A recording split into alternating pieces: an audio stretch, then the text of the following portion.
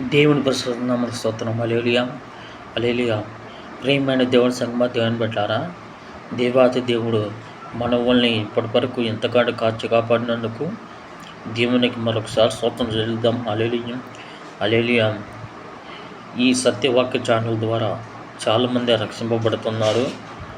అందుని బట్టి దేవునికి స్తోత్రం చెల్లిస్తున్నాను.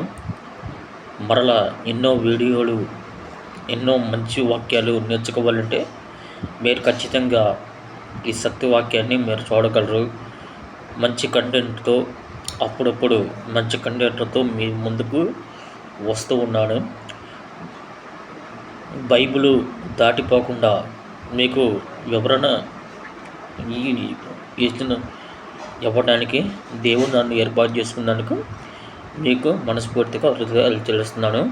ఈ వాక్యం విని మీరు కూడా రక్షింపబడి మీ కుటుంబాలను కూడా రక్షించుకుంటారని నమ్ముచు దేవుని పేరిట మీ అందరికీ మరొకసారి వందములు చెల్లిస్తున్నాను. ఆమేన్.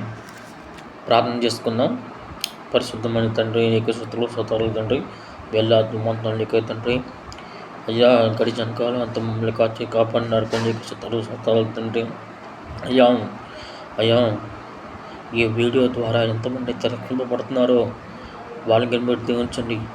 ముందు పంపిన వీడియోలో కూడా అయ్యా ఎంతమందో చూసి అయ్యా నీ ఆశీర్వాదాన్ని పొందుకుంటూ ఉండగా అయ్యా ఈ వీడియో ద్వారా కూడా చాలామంది ఈ వాక్యాన్ని విని నీ రక్షణ అనుభవంలోకి అయ్యా వాళ్ళని రప్పించమని నిండి వర్కొచ్చినయ్యా.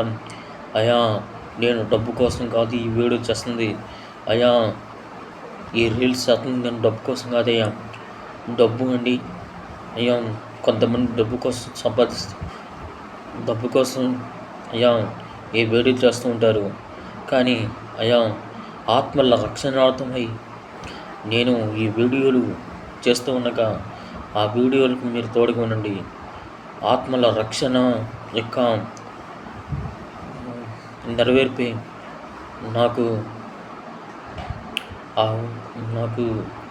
ప్రాణదాయమైన కాబట్టి నీలో అందరూ నడుచుకోవాలన్న ఉద్దేశంతో ఈ వీడియోలు చేస్తున్నాను తప్ప మరి ఏ ఉద్దేశంతో కాదయ్యా. అది ఎంతమంది యూజర్లు ఉన్నారో నాకు తెలియదు తండ్రి. సబ్స్క్రైబర్లు ఎంతమంది ఉన్నారో నాకు తెలియదు తండ్రి. కానీ ఈ వీడియో చూస్తున్న ప్రతి వ్యక్తి వాళ్ళ కుటుంబాలకి కట్టబడలాగా, వారి సంఘంలో కట్టబడలాగా ఎక్కువ దయచేయమని అనేక మంది వాస్తవాలు తెలుసుకొని వాస్తవానుసారంగా నిత్య జీవంలో బతకడానికి మీ కృప చూపించమని యేసు పరిశుద్ధ నామములో అడిగి వేడుకుంటున్నాను తండ్రి. ఆమేన్, ఆమేన్, ఆమేన్. సరే, వాక్య తీసుకెళ్దాం. చూడండి, ఆదికాండము అపోస్తలుల కార్యములు 4వ అధ్యాయము 24వ వచనం చూడండి. అపోస్తలుల కార్యములు 4వ అధ్యాయం 24వ వచనం మనం చూసినట్లయితే ఇక్కడ ఏమంటున్నాడు చూడండి. ఇక్కడ వారు విని ఏక మనసుతో దేవుని కట్లు దగ్గరగా మొరపెట్టారు. నాదా, నీవు ఆకాశమును, భూమిని, సముద్రమును, వాటిలోని సమస్తమును చేసిన వారు. దేవుని స్తోత్రం. హల్లెలూయా, హల్లెలూయా. ఇక్కడ ఏమంటున్నాడు అంటే, వారు విని అపోస్తలుల కార్యములో పౌలు చెబుతున్న మాటను జనులు, ఇశ్రాయేలు జనాంగము విన్నారంటండి. అంటే ఏక మనసుతో దేవునికి ఇట్లా బిగ్గరగా మొరపెట్టారు. అంటే ఏక మనసు కలిగి, అంటే ఒకే మనసు అనగా మారు మనసు కలిగి, ఒకే మనసు కలిగి దేవునికి బిగ్గరగా అనగా అరుపులతో కానివ్వండి, ప్రార్థనతో కానివ్వండి, బిగ్గరగా పెద్దగా అరుస్తూ వాళ్ళు మొరపెట్టారంట. అంటే దేవునికి ఏమని మొరపెట్టారయ్యా అని ఇక్కడ మనం చూస్తే, నాదా, నీవు ఆకాశమును, భూమిని, సముద్రమును, వాటిలోని సమస్తమును కలుగు చేసిన వాడు. నాదా, నా దేవా అని అర్థం. నాద అంటే నా దేవా. నా దేవా, ఆకాశములో ఉన్నవి కానీ, భూమి భూమి మీద ఉన్నవి కానీ, సముద్రం కానీ, వాటిలో ఉన్న జంతువులు కానీ సమస్తమును నువ్వే కలుగు చేసావు అని పౌలు ఇశ్రాయేలుకు చెబుతున్నప్పుడు, అపొస్తలుడైన పౌలు ఇశ్రాయేలుకు చెబుతున్నప్పుడు వారు విని నిజంగా ఈయన దేవుని యొక్క కుమారుడే అంటే ఏంటి యేసుక్రీస్తు వారు పంపిన రాజు ఎవరయ్యా అంటే ఇదిగో ఈ పౌలు ద్వారా చెప్పబడిన మాటలు ఇవి. చూడండి, అదేవిధంగా 29:31 వచనంలో చూడండి, ప్రభువా ఈ సమయమందు వారి బెదిరింపులు చూచి, ఇక్కడ ఏమంటున్నాడమ్మా, ప్రభువా నా దేవా, ఈ సమయమందు ఏ సమయమైనా వారి బెదిరింపులు చూచి, అంటే దేవుని సన్నిధికి వస్తున్నామంటే కొంతమంది బెదిరిస్తాడు. వెళ్తున్నావా, దేవుని సన్నిధికి వెళ్తున్నావా, దేవుని మాట్లాడుతున్నావా అని కొంతమంది బెదిరిస్తాడు. ఆ బెదిరింపులను చూచి రోగములను స్వస్థపరచుటకును నీ పరిశుద్ధ సేవకుడైన యేసునామము ద్వారా సూచక క్రియలను మహత్కార్యములను చేయుటకును. ఇక్కడ ఏమంటున్నాడు అంటే, ఆ బెదిరింపులను నేను చూచి రోగులను సమయమునందు, చూడండి, రోగులను స్వస్థపరచుటకు, ఆ బెదిరింపులు చూసి రోగులను స్వస్థపరచడానికి నీ పరిశుద్ధ సేవకుడైన యేసునామము ద్వారా సూచక్రియలను మహత్కార్యములను చేయుటకును, సూచక్రియలు మహత్కార్యాలు రోగులను స్వస్థపరచడం,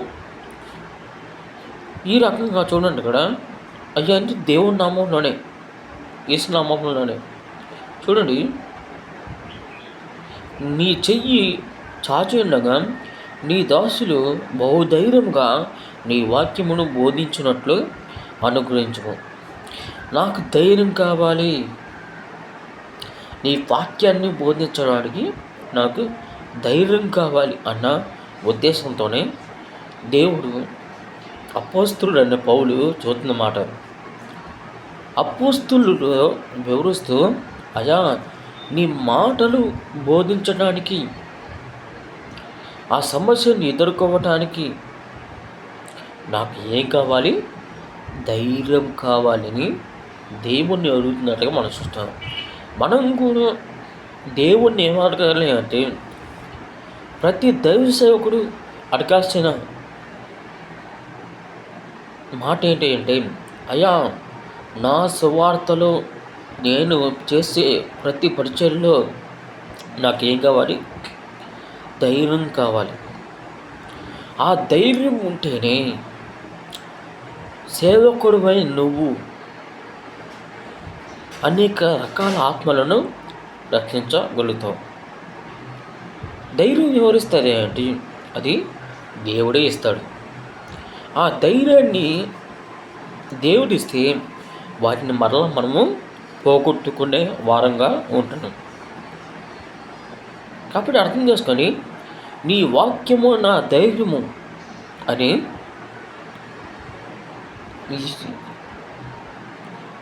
ఈ యెషయా ప్రవక్త అనే మాట.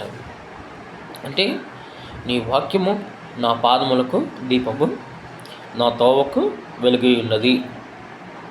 వెలుగు అనగా ధైర్యము అయి ఉన్నది.